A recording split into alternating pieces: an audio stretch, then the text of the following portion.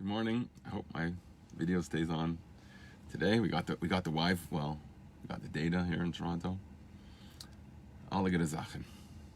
So I want to speak about you, the man. You, the man. Hey, you, the man. How are we saying this? I like to think about you are an Adam. Good morning, Asaf. Good morning to you. I like to say you, the man, means you are an Adam. That means that you have a shleimus. Good morning. That means that you have a wholeness to you with a W-H. Okay, you're not a donut. You have a hole with an H-O-L-E. You have wholeness. You're an Adam. You, the man, means you're an Adam. So it's interesting here because we define ourselves in the Mishnah. Okay, this is Perek Revi. Did we do that this week? Maybe next week? I think we did Revi this week. But I didn't even plan on talking about this because it's this week's Pirkei Avos. That's just interesting that we just learned it yesterday, according to my calculations, which are somewhat, they are what they are. I do my best. Good morning. So it says in the 4th chapter of Pirkei Avos, number 15, it says, we don't have in our hands the security of the wicked or the afflictions of the righteous. Okay, I'm not going to talk about that part, because it brings the second part. I mean, obviously they're related, but I haven't figured that out necessarily. But it says here, Rabbi Masya ben Charash in there, have makdim bisholim, have makdim bishloim kol adam. You should be the first to say, hey, how are you? Good morning. You're the first one to do that. I don't know if people cut that out of the Pirkei Avos. I think that's I have a censored version here. You're supposed to say hello to everybody. Look what the Meforshim say. The Bartanura, the classic commentary. Be the first to greet every person, and even to a Gentile in the marketplace. Okay, it doesn't say you're Gentile in a person that you work with. Well, it does, in the marketplace. But just a stranger you meet that could be there. He doesn't have to be in your household. You're supposed to say hello to him too. According to Bartanura on this Mishnah in Pirkei Avos. My question is why is it Adam? Does that exclude the Ish and the Gever and the Enish? Does it exclude the other classifications of humanity, which are less seemly necessarily? They're less savory. The Adam is the highest level. So does that mean only that? I'm only Havimaktim bishleim kol Adam. But to every other, you don't have to say hello to. Bartanura says no. It means even the Gentile in the marketplace, he's teaching you that when it says Adam here, it doesn't mean to the exclusion of the Gever, or the Enish, or the dude, or the, hey, you're the man, that kind of guy, the dude, Lord. It's not just talking about the Adam. Why? If it means everybody, Bartanura learns pshat, it's talking about everybody, okay? Even the Gentile. Why? Why? That's crazy. In the Tanya, there's some diuk. I forget the one that says ha'adam. You have to be humble before ha'adam, every person.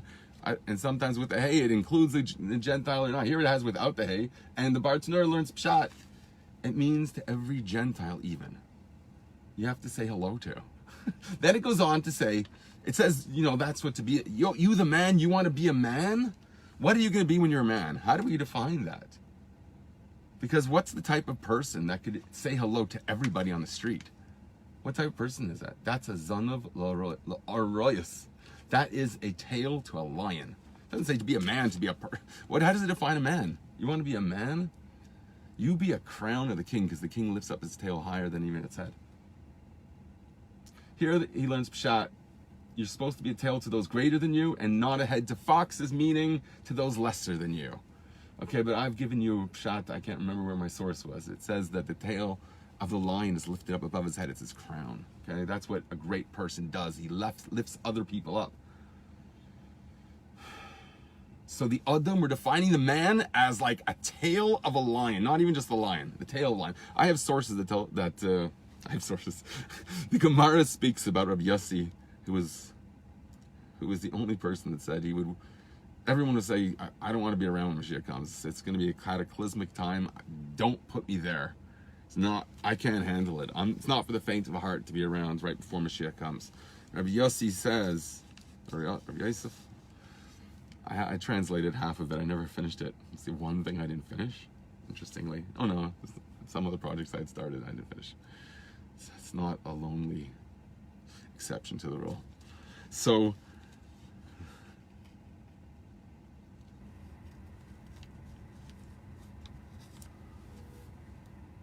so I was translating the Sikha about this Rav Yossi, that he was the only one amongst all the sages who said, I'm looking forward to it, and you know what?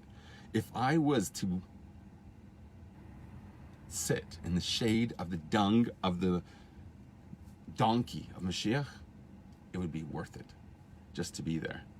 Okay, that's what he asks. So long as he has the shade from the dung of the halavai, he would be worthy, he says. If only I'd be worthy to sit in the shadow of the dung of the donkey of Moshiach. So the Rebbe goes into what that means. Not just the donkey, which is chaymer, the chumrius, the physicality of the world. Not just that aspect that Mashiach's going to transform. But the most external excretion from this animal. Not only that, but the shade that it produces. Okay, it probably doesn't smell very nice, but he's halavai, they should be worthy. And I think the Rebbe says there that, you could use, fertilizer, everything has a practical use, and he wants to be in the shade of it. He derives a practical use, not from its original use that it's intended for, and it's like completely removed. And he wants that connection with Mashiach, because Mashiach is that precious. Can you say that you want Mashiach that badly? Well, you don't worry, you're in good company, because all of his chavrei were not with him on that. They weren't holding by that level. I want to just put on some background music here that's going to be very distracting to everybody, but maybe it'll set a tone. Can you hear that? I think it's pretty cool to have some psychedelic music in the background. Is that totally... Does it matter whether the guy has a circumcision or not? Probably not. I mean, songwriter's Jewish, probably. One of them. Anyways, it says in the Zohar... I'm going to turn this down a little bit if that distracts you. I'm just having fun here. So it says in the Zohar, it brought in the Shir Shirim, in Likutei Torah, of the Alter Rebbe. Everything in its right place, right? You got to have things in the right place in life. Okay, maybe this is completely inappropriate. I'm not saying that I'm right all the time. But everything in its right place is such an important message about what it means to be an Adam. You want to be an Adam? Be the tail of a lion. So you have the tail, you have everything from the head to the tail, everything represented there. And where should you be? Be the tail, but of a lion. Look up to ideals that are worth latching yourself on, attaching yourself like a tail is to a lion. And you don't grab the lion's tail and get away with it without You're going to get roared at and you'll be shaking in your boots.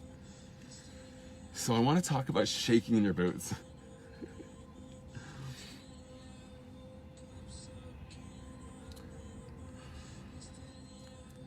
Because I came across this Shabbos an awesome teaching in Shir Shirim of the Alter Rebbe.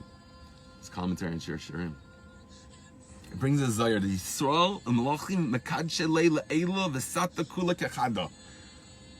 Jewish people, the souls, or Jewish people, and angels sanctify God above and below, all as one. You want to talk about a synchronized choir and perfect harmony?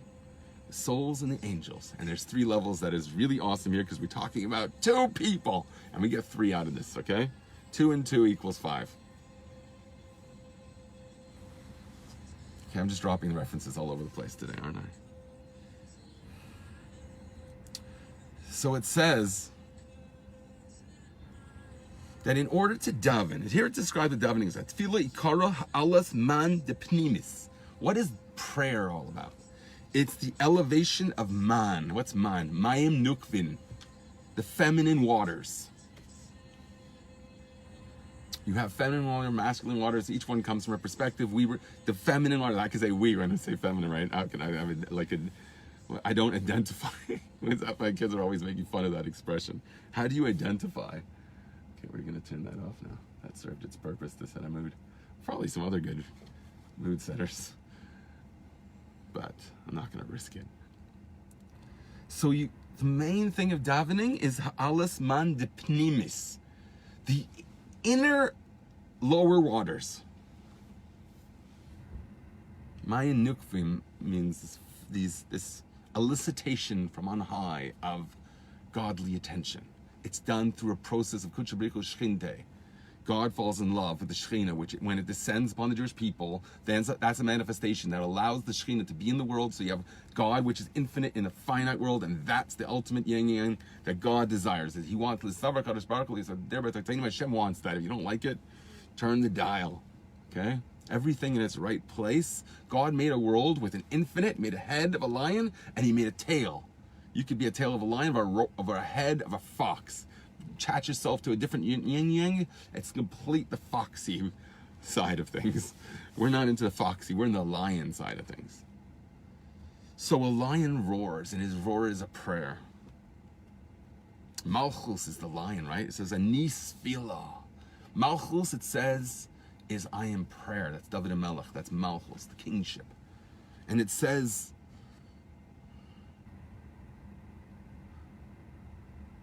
the lower lights constantly shine or praise the higher lights. They're always pouring themselves out to the higher lights. So here we have water we're talking about, or Maim Nukvim, okay? However you want to translate that. That is the main thing of doubting, but there's a pneumistic expression of that. There's an inner way to express that. We're trying to elicit in God interest in us, okay? And how do we do that? We do that by saying, I love you, God. God, you're infinite. I'm going to nullify myself to recognize and appreciate your infinity. So that's only possible if I take my finite mindset and say, I'm going to open it up. I'm just going to let myself fall into you in every way. I mean, it means giving stuff. It means being nice. It means smiling at a person. Having makdim shlem kol adam. You, for the first one to say hello. So it finds expression. It's described actually in this mimer in terms not too different from that. But Torah mitzvahs, okay, that's the way we do it. That's the way we connect to the lion. But we do that in an inner way. That happens through davening.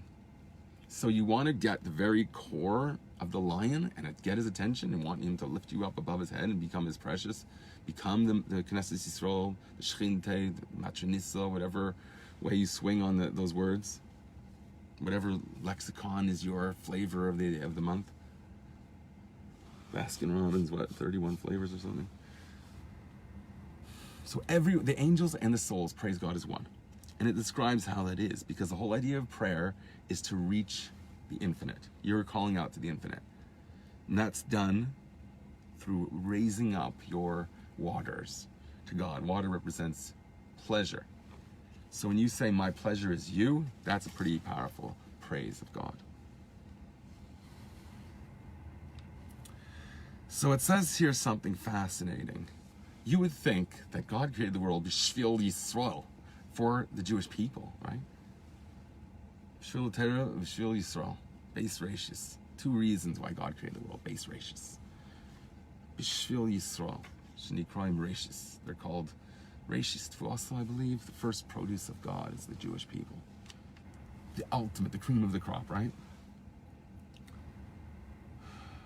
Seif ma'isa achshava tchila. So you got this yin yang there too. Okay, don't get carried away. Good morning.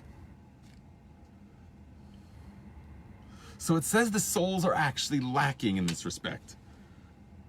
The souls, as they are below, like you and me, invested within a body, we're clothed within a body. Nikras ha'alas mand b'chinas chitzaynius. We are the superficial type of prayer to God. Now, keep that in mind, because we're going to see that is not what you think it means. We're going to see that there's a link to the third level. We'll see what that is. Because in the middle of that Oreo cookie is angels. Angels are in the middle. Okay, we're going to have an Oreo cookie. They're the white. The angels are white, right? That's the creamy filling of the Oreo cookie is the angels, because they're awesome. They also have feminine waters.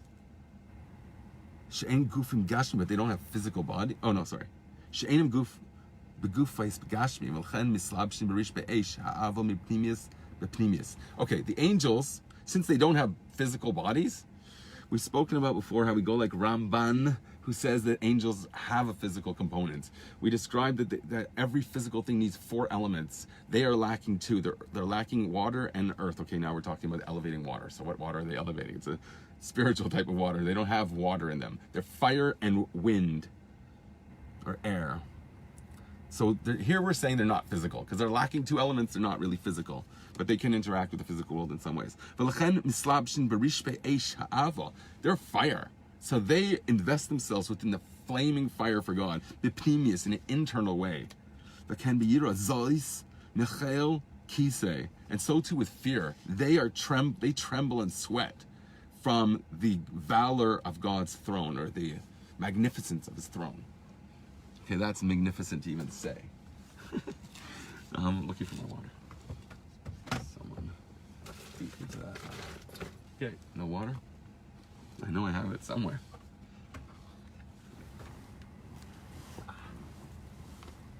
Okay, we'll do without.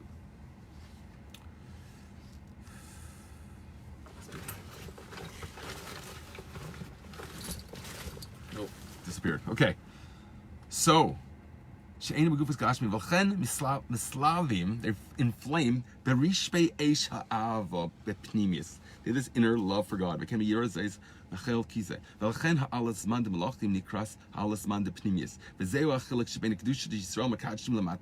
the difference between the kedusha that the Jewish people say in prayer. We say kedusha, or maybe it just means in general, but I think it's talking about kaddish, kaddish, kaddish, right? Bein ha'alasman shel kedushas hamalachim. Oh no, it's talking about their sanctity, their essential holiness that they have. Yesh ein madrega shlishis. So they're internal, whereas the Jewish people, as they exist within bodies, the souls and bodies, that is chitzanius, the external. But there's another level, says the Alter Rebbe. We said 2. The Zohar specifies 2 things. The Alter Rebbe brings out a 3rd thing. Okay, he's darshaning this Zohar, and that's the way he's interpreting it. Not the way you would, not the way I would. I wouldn't make up a 3rd level. But he says the Jewish souls have 2 expressions. Have 2 ways to appear. The one way is in the body, and then the other way is the soul as they are unto themselves without any body, okay? That's called muzzle, he says. So that whole point of this aspect of our soul, which is the highest level of our soul, called muzzle, that is what draws down godliness to our lower aspect. And that's associated, check this out, the way he describes it. It has nothing to contain its love. The angels were spiritual, but that's still a container of some sort. They have some kind of body. Here we're saying there's an aspect of the soul that has no connection to a body whatsoever, whereas angels do. I don't think it reiterates that. You're supposed to know that just from previous chassidus. It says, they have bodies. Before we said, they don't have physical bodies. Now we describe them how they have fiery, windy bodies. They're spirits, and flaming fire. That's what angels are. Okay, you could draw one now. I don't know if you're allowed to. Just mean it figuratively. You can make a figure of something figuratively. The Kabbalah costs okay, tells you where to look it up when he's going to speak more.